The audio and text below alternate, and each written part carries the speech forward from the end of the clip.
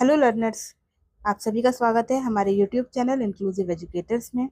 आज की वीडियो का टॉपिक है इंटेलेक्चुअल डिसेबिलिटी, जिसमें हम इंटेलेक्चुअल डिसेबिलिटी की डेफिनेशन, टाइप्स और कैरेक्टरिस्टिक्स को समझेंगे। तो चलते हैं वीडियो की तरफ, आगे बढ़ते हैं। इंटेलेक्चुअल डिसेबिलिटी एक न्यूरो डेवलपमेंटल डिसेबिलिटी है।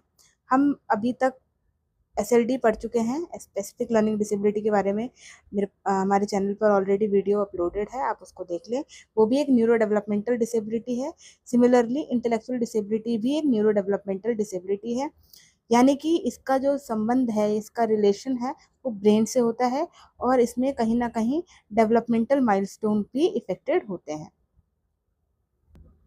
तो इंटेलेक्चुअल डिसेबिलिटी एक न्यूरो डेवलपमेंटल डिसेबिलिटी है, जिसका जो टाइम पीरियड है, यानी वो शुरू कब होती है, डेवलपमेंटल पीरियड में। उसका जो ऑनसेट पीरियड है वो है डेवलपमेंटल पीरियड। अब डेवलपमेंटल पीरियड क्या है? वो फेज जिसमें हमारी बॉडी में ज़्यादा से ज़्यादा या हम डेवलपमेंट देखी जाती है। और अगर हम बात करें इंटेलेक्चुअल डिसेबिलिटी के कंटेक्स्ट में, तो ये है बर्थ टू 18 ईयर्स, यानी कि जन्म से लेकर 18 साल की उम्र तक इंटेलेक्चुअल डिसेबिलिटी होने के चांसेस होते हैं। नेक्स्ट है कि इसमें जो पर्सन की कौन कौन सी एबिलिटी को इफेक्ट होता है। सबसे पहले वो कोई भी नई चीज को सीखना उसको प्रॉब्लम करता है। रीजनिंग में उसको दिक्कत आती है, प्रॉब्लम सॉल्विंग में दिक्कत आती है, और साथ ही साथ जो भी डेली लाइफ एक्टिविटीज होती हैं, हम रोजाना रोजमर्रा अपनी जो जो हर एक्टिविटीज हम कर रहे होते हैं, उनको परफॉर्म करने में इंडिपेंडेंटली इनको प्रॉब्लम आती है। इसके बाद जो बच्चे होते हैं, चिल्ड्रन विद आईडी, उन वो जो अपनी उम्र के बच्चों के मुकाबले स्लोली लर्न करते हैं। मतलब कि जो उनके हम उम्र बच्चे हैं, जो वो चीज़ें इजीली कर पा रहे हैं, उनको करने में या चीज़ों को सीखने में उनके कंपैरिजन में इनको ज़्यादा समय लगता है। जैसे कि academic skills, social skills, life skills, basic हमारी एक्टिविटीज़ हैं डे टू डे लाइफ की, उनको भी परफॉर्म करने में दिक्कत आती है। पर इनको हम सिखा सकते हैं विद द अप्रोप्रिएट सपोर्ट और इंडिविजुअलाइज इंस्ट्रक्शन। तो इंटेलेक्चुअल डिसेबिलिटी थी, ये जनरली आपको समझ में आए होंगे। मेजरली इसमें जो प्रॉब्लमेटिक एरियाज हैं वो क्या है कि बच्चा डे टू डे लाइफ की एक्टिविटीज को नहीं कर पाता, रीजनिंग प्रॉब्लम सॉल्विंग में उसको दिक्कत आती है, और साथ ही साथ अपनी उम्र के बच्चों के मुकाबले वो स्लोली सीखता है। आगे चलते हैं। अब बात करते हैं डेफिनेशन की। American association on intellectual developmental disability क्या कहती है, आईडी के कंटेक्स्ट में हम समझते हैं। Intellectual disability is characterized by significant limitation in both intellectual functioning and adaptive behavior, which covers conceptual, social, and practical skills. This disability originates before the age of 22 years. यानी कि इसमें कह रहे हैं, इसमें भी सेम चीज बात करी गई है कि इंटेलेक्चुअल फंक्शनिंग, जैसे कि प्रॉब्लम सॉल्विंग अभी हमने जो बात करी, रीजनिंग, ये जो इंटेलेक्चुअल फंक्शनिंग है इसमें दिक्कत आती है बच्चों को। और अडेप्टिव बिहेवियर, यानी जो डे टू डे लाइफ में जो भी हम टास्क परफॉर्म करते हैं, वो सब करने में इनको जनरली दिक्कत आती है। जैसे कोई बच्चा है, अगर वो 2 साल का बच्चा है, कोई चीज कर पा रहा है, जनरली उस उम्र के बच्चे जो चीज कर पा रहे हैं उसको इनको करने में दिक्कत आती है, और ये उनके मुकाबले काफी पिछड़े होते हैं, यानी अपनी उम्र से कम की चीजें कर पाते हैं। और इस डेफिनेशन के अकॉर्डिंग अगर हम देखें, तो जो ऑनसेट पीरियड है वो है 22 ईयर्स। तो वही ऑन एवरेज जो है वो 18 to 22 ईयर्स की बात करी गई है। जनरली 18 की बात करते हैं, बट AID के अकॉर्डिंग उन्होंने 22 ईयर्स को मेंशन किया है। तो आप डिसेबिलिटीज, कोई भी हम डिसेबिलिटी पढ़ते हैं, और डिफरेंट डिफरेंट एसोसिएशन या फिर किसी पर्टिकुलर इंस्टीट्यूशन की क्या डिसेबिलिटी की डेफिनेशन है, आप उसको जरूर याद करें, क्या वो पॉइंट हाईलाइट्स कर रही है, ये जरूर ध्यान रखें। तो इसीलिए डेफिनेशन काफी इंपॉर्टेंट हो जाती है। नेक्स्ट चलते हैं। अब DSM-5 क्या कहती है?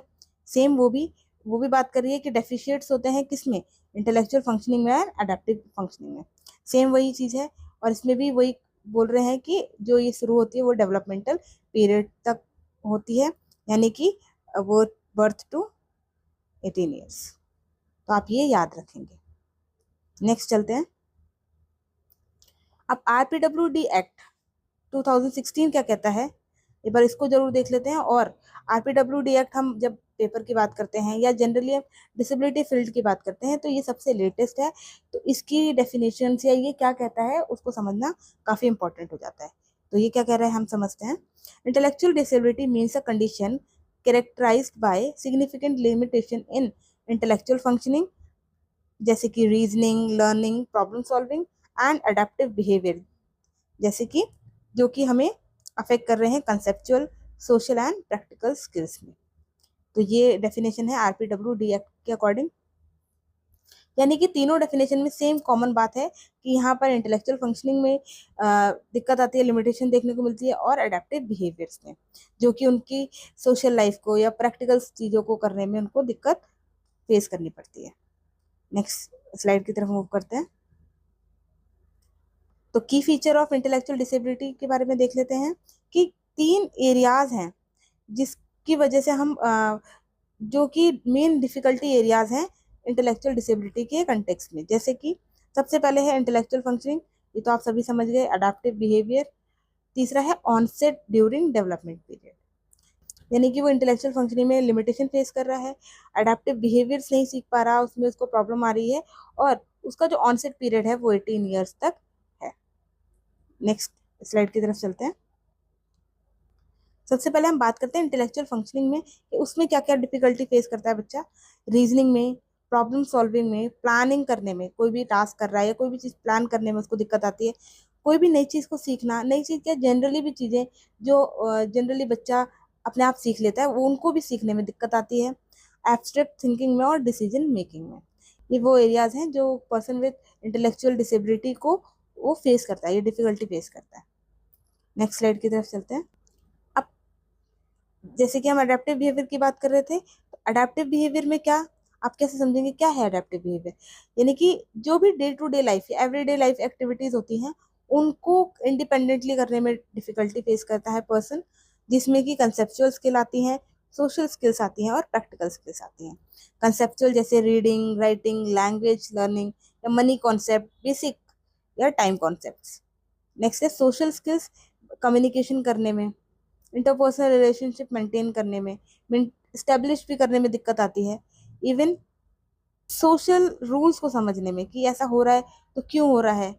जैसे फॉर एग्जांपल अगर हम सोशल स्किल्स की बात करें कि बच्चा अपने थॉट्स को कम्युनिकेट नहीं कर पाता, उसको पता नहीं कैसे रिलेशनशिप बनाने हैं और क्या चीज़ें करनी है। जैसे अगर हम किसी कहीं पर जा रहे हैं या बैठ रहे हैं सोसाइटी के अंदर, तो हम कुछ रूल्स होते हैं, उसके अनसेट रूल्स होते हैं कि आपको ग्रीट करना है अगले को, सामने वाले को, या फिर आप कह सकते हैं कि आपको जब कोई आपको कुछ सामान देता है या कुछ भी करता है तो आप उसको थैंक यू बोलते हैं। तो ये जो बेसिक सोशल स्किल्स हैं उनको भी समझने में इनको दिक्कतें आती हैं।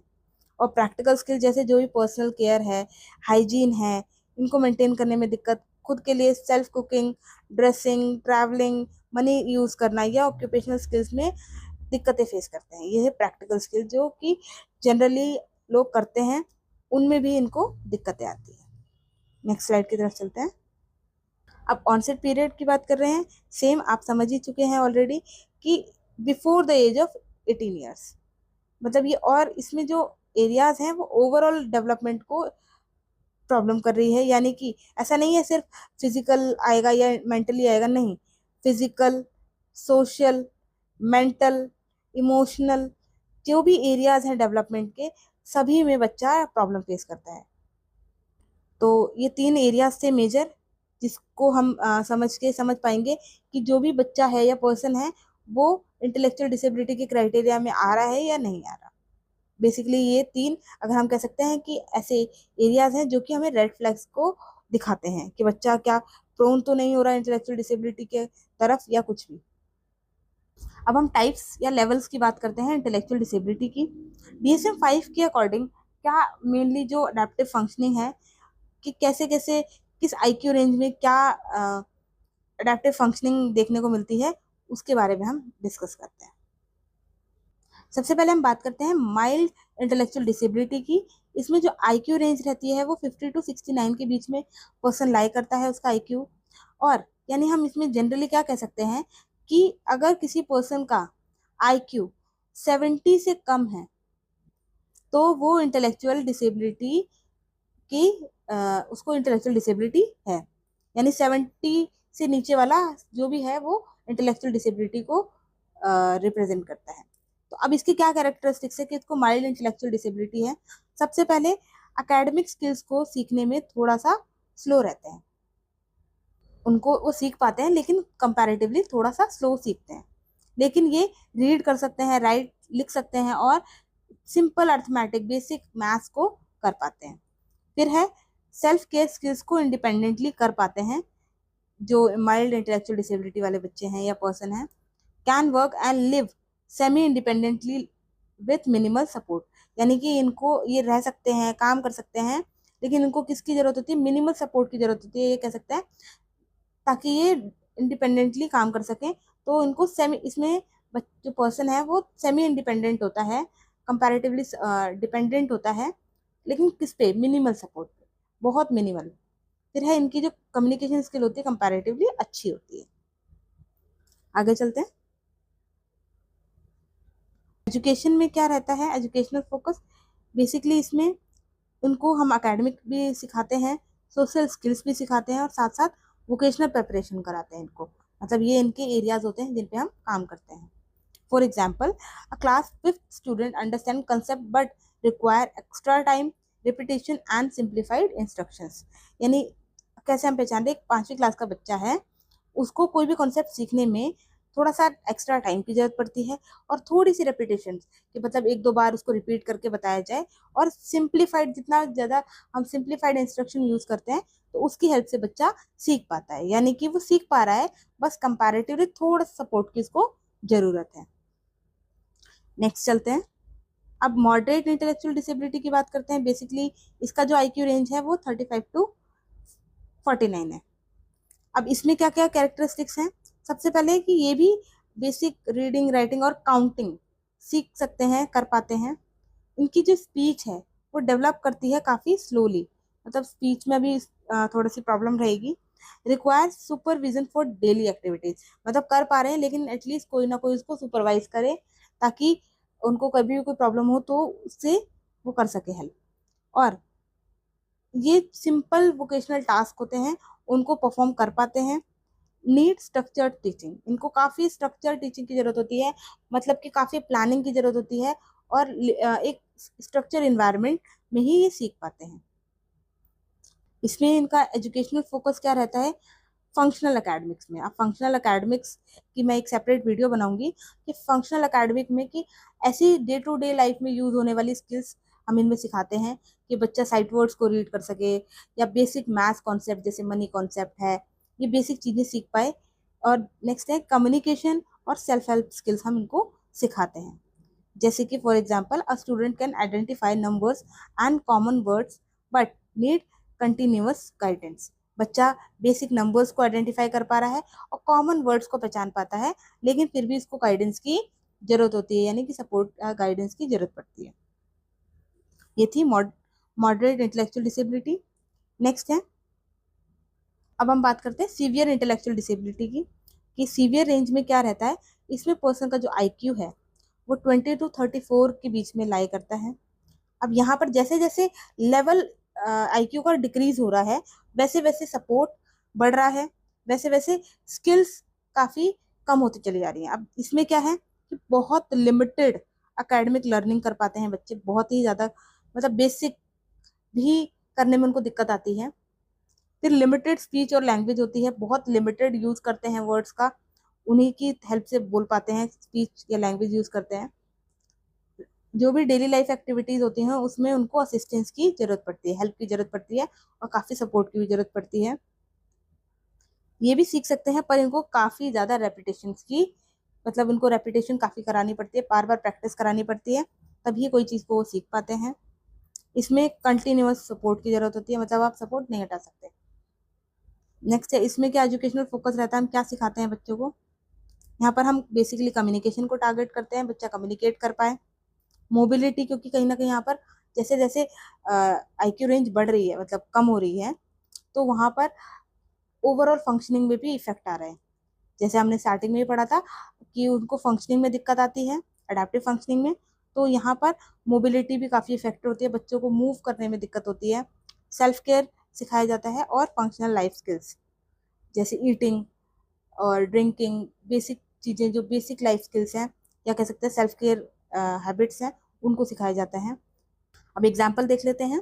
A student learn to brush teeth, recognise family member and follow simple routine with assistance.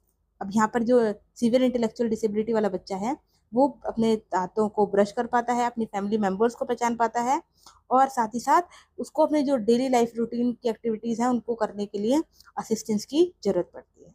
ये था सीवियर इंटेलेक्चुअल डिसेबिलिटी। नेक्स्ट चलते हैं,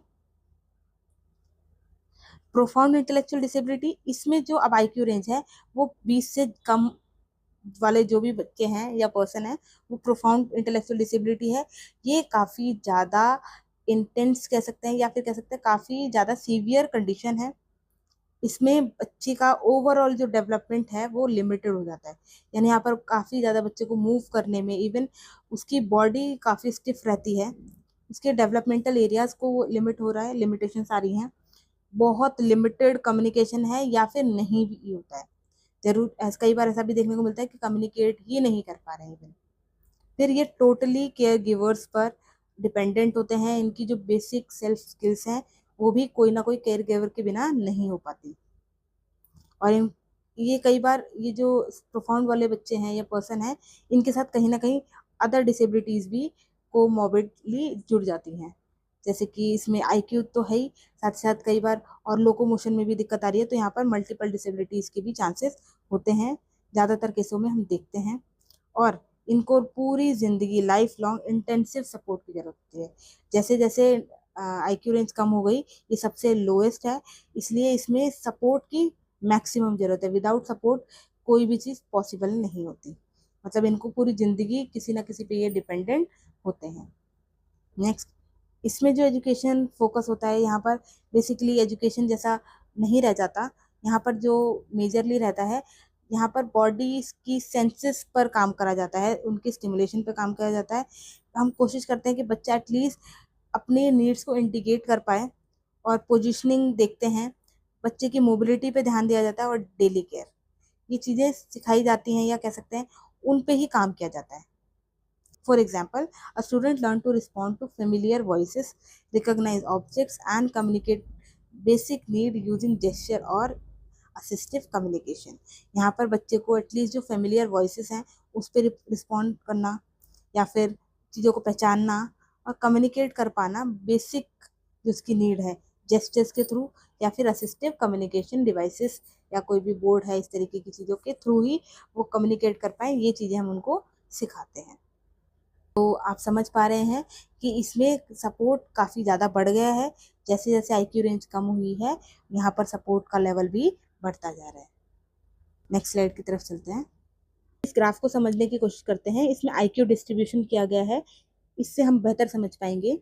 सबसे पहले भी हम जो बात कर रहे थे कि इंटेलेक्चुअल डिसेबिलिटी अगर ये है तो वो 70 से कम IQ वाले होते हैं, यानी कि जनरल पॉपुलेशन की अगर हम बात करें तो उसमें 2.2% लोग जो हैं वो इंटेलेक्चुअल डिसेबिलिटी वाले होते हैं। एवरेज IQ लाई करता है इस रेंज में, यानी कि 100 to 140 समथिंग, और इसका ये परसेंटेज है 68.2। इसमें एक थोड़ा सा मिस्टेक हो गई है, यहाँ पर बिलो एवरेज की बात है, तो यहाँ पर 0.1 होगा और यहाँ पर 2.1।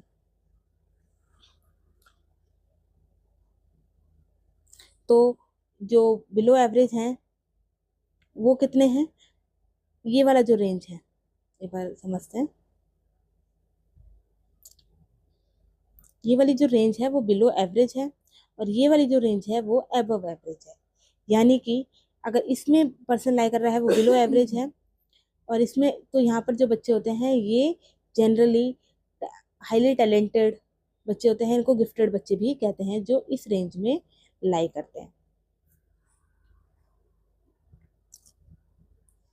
यानी कि अगर हम कुछ इसका जिस समझने की कोशिश करें, बहुत लिमिटेड या कह सकते हैं बहुत स्मॉल परसेंटेज है जिनका काफ़ी ज़्यादा IQ देखने को मिलता है, या फिर काफ़ी कम। तो ऐसे बहुत ही कम लोग होते हैं। जनरली जो हमारी पॉपुलेशन है, ज़्यादातर लोग इस एज रेंज में, सॉरी इस IQ रेंज में लाई करते हैं। नेक्स्ट स्लाइड की तरफ चलते हैं।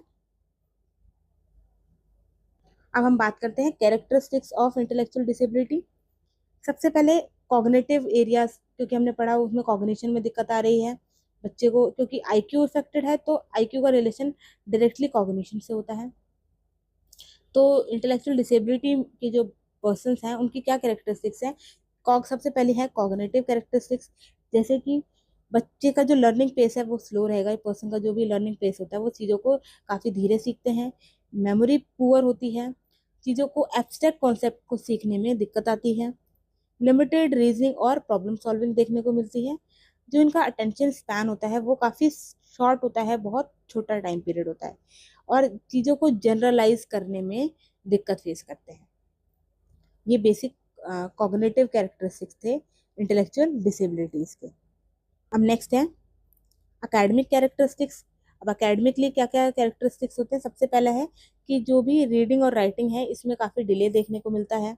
बच्चे डिफिकल्टी फेस करते हैं मैथमेटिक्स में, और ओवरऑल लैंग्वेज जो डेवलपमेंट है वो काफ़ी स्लो रहती है।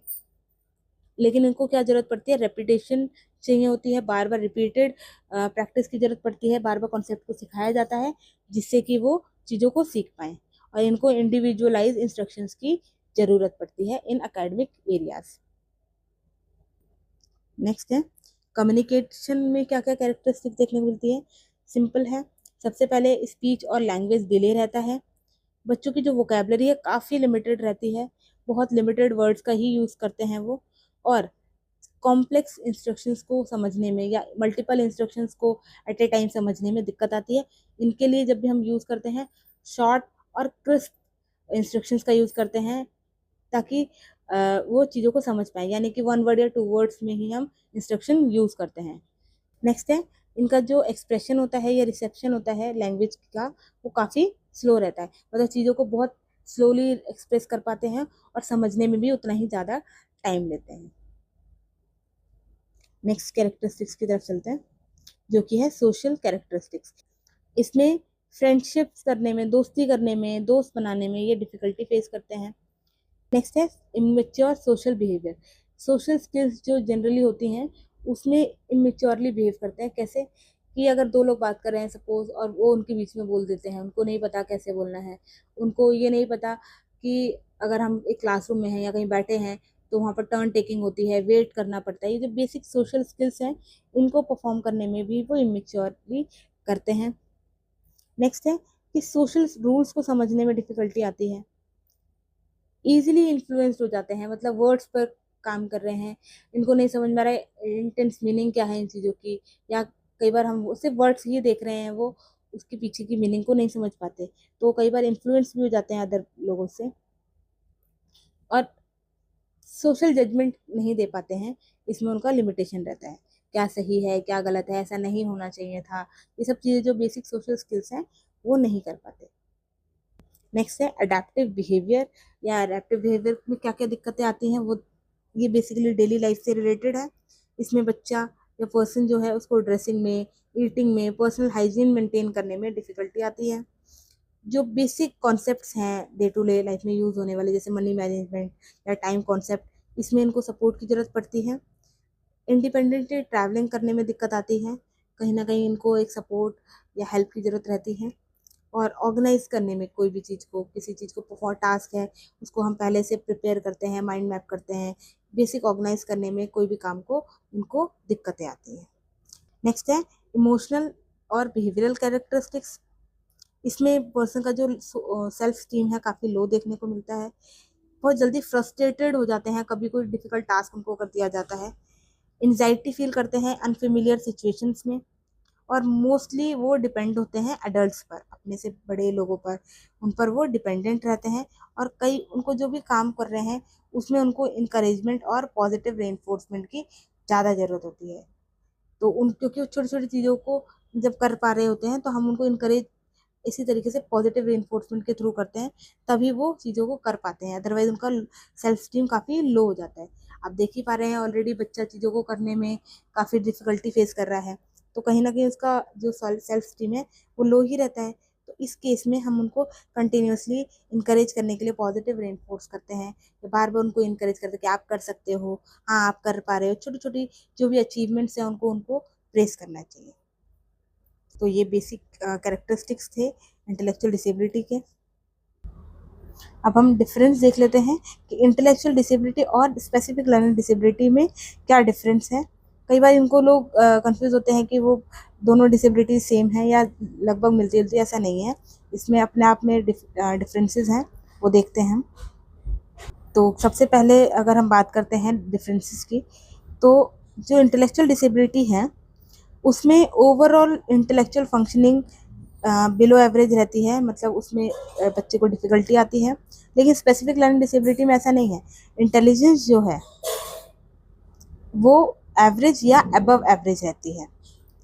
नेक्स्ट है affects overall learning and adaptive behaviour. यहाँ पर बच्चे की या पर्सन की ओवरऑल लर्निंग और अडेप्टिव बिहेवियर्स जो भी हैं उसमें उस डिफ़िकल्टी रहती है या फिर वो एरियाज अफेक्ट होते हैं। लेकिन स्पेसिफिक लर्निंग डिसेबिलिटी में सिर्फ एकेडमिक स्किल्स जैसे कि रीडिंग, राइटिंग और मैथ्स, इसमें वो डिफ़िकल्टी फेस करते हैं। नेक्स्ट है adaptive skills are significantly limited, यानी जो भी इंटेलेक्चुअल डिसेबिलिटी है उसमें जो अडेप्टिव स्किल्स हैं वो काफ़ी लिमिटेड होती हैं, या फिर बच्चा बहुत लिमिटेड ही अपने टास्क को परफॉर्म कर पाता है। लेकिन ऐसा नहीं है, जो स्पेसिफिक लर्निंग डिसेबिलिटी है यहाँ पर बच्चा एज अप्रोप्रिएट अडेप्टिव स्किल्स कर पाता है, यानी कि जो भी डे टू डे लाइफ की एक्टिविटीज़ हैं उसको वो इजीली परफॉर्म कर पाता है, उसमें उसको दिक्कत जनरली नहीं आती है। लेकिन ऐसा इंटेलेक्चुअल डिसेबिलिटी में ऐसा नहीं है, उसमें बच्चा अपने डे टू डे लाइफ की एक्टिविटीज़ को करने में लिमिटेशन फील करता है।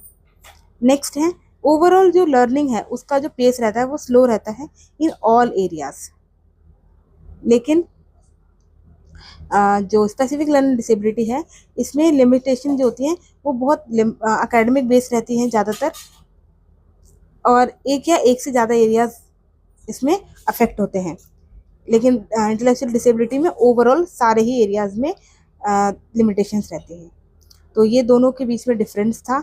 सबसे मेजर जो डिफरेंस वो ये है कि इंटेलेक्चुअल डिसेबिलिटी में जो एज सबसे बेसिक जो डिफरेंस है वो दोनों में ये है कि इंटेलेक्चुअल डिसेबिलिटी में जो आईक्यू रेंज है वो 70 से कम रहती है, लेकिन स्पेसिफिक लर्निंग डिसेबिलिटी में ऐसा नहीं है।